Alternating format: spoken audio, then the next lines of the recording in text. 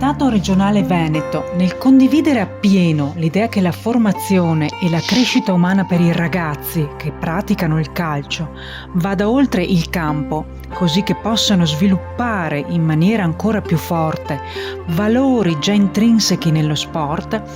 ha aderito anche quest'anno alla richiesta dell'area di responsabilità sociale della Lega Nazionale Dilettanti di organizzare un evento in occasione della Giornata Mondiale della Memoria. L'evento, originariamente previsto per lunedì 27 pomeriggio, si è dovuto posticipare a causa del maltempo a lunedì 17 febbraio,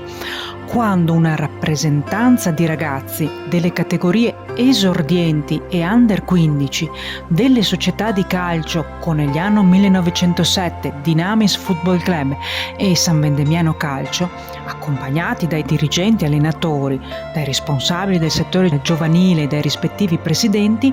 ha visitato, accompagnata da guide preparate, il cimitero ebraico di Conegliano, sorto nel 1545 sul colle panoramico della città. Le guide hanno raccontato la storia del luogo e delle persone sepolte, strettamente legata al territorio e alle vicende storiche italiane.